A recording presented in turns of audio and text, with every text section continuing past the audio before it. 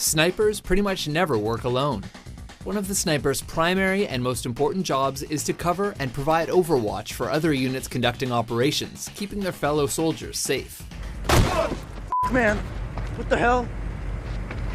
That was your overwatch, Einstein. Task aside, they virtually always have a spotter. Spotter, shooter, spotter, shooter.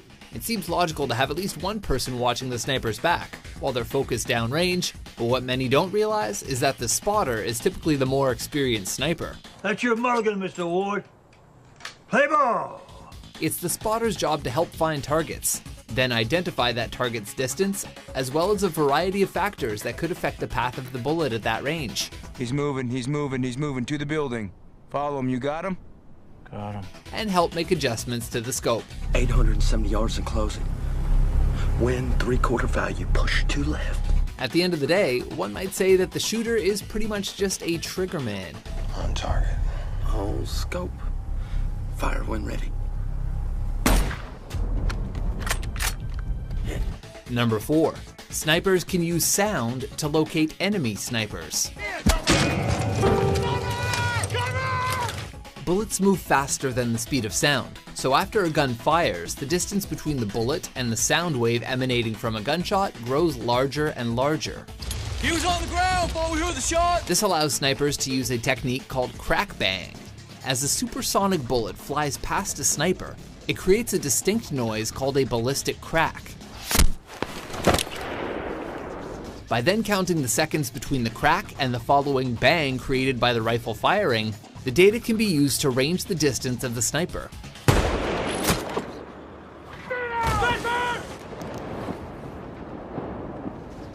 Unfortunately, the technique is only good within 450 meters. However, DARPA, a branch of the US Department of Defense, has developed a device called the Boomerang that basically does the same thing, just with fancy microphones and computers. Shot 11 o'clock, 240 meters. Number 3. The longest distance recorded kill was just under 2.5 kilometers. That seems like a tough distance to grasp. Imagine standing at one end of a football field and seeing someone at the other end. Well, in 2009, a corporal of horse in the British Army was able to make 2 confirmed kills from a distance of 27 football fields, or just over 1.5 miles.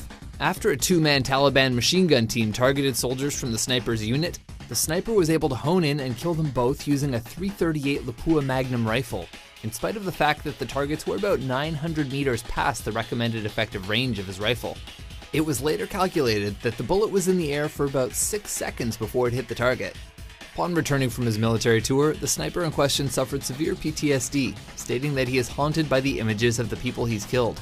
Out of respect for him and his privacy, we've decided to leave his name out of this video. What do you see in those flashbacks? People that I've killed. It's like my wife said, they've got a life as well, you know, they're fighting, but we're fighting against them, it's either them or me. Number 2. Many factors can throw off a bullet's path. You know what it takes to make a shot at that range.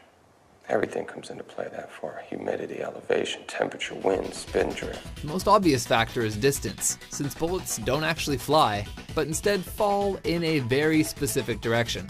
That means their path is really a big arc, and snipers need to identify their target's range in order to make sure that arc connects with the target.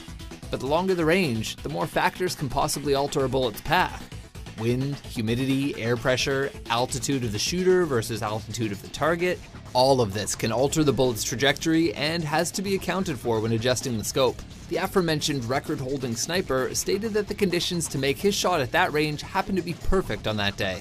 He even had to adjust for something called the Coriolis effect, meaning that while the bullet was in the air for 6 seconds, the rotation of the Earth caused his target to move. At long distance, this often requires trial and error, meaning that the whole one shot, one kill thing is more often than not one big plop of BS. 6 inches right. Number 1. Being able to hide is just as important as being able to shoot. Snipers rely on their ability to hide for protection. As they learn to shoot, snipers are also taught to think outside the box, crawling and staying where most people wouldn't think to go. In order to engage your target, you must see your target, but your target must not see you. Shevitz. Camouflage is a sniper's best friend. Most snipers wear an outfit called a ghillie suit. which uses drapey materials and some of the environment's foliage to break up the outline of the human form, making them difficult to spot. Camo doesn't stop there either, as the worst mistake a sniper can make is to forget to camouflage their weapon. As there are no straight lines or perfect circles in nature, rifles tend to stand out. Breaking up the lines of the rifle and hiding the black circle created by the scope can essentially save a sniper's life.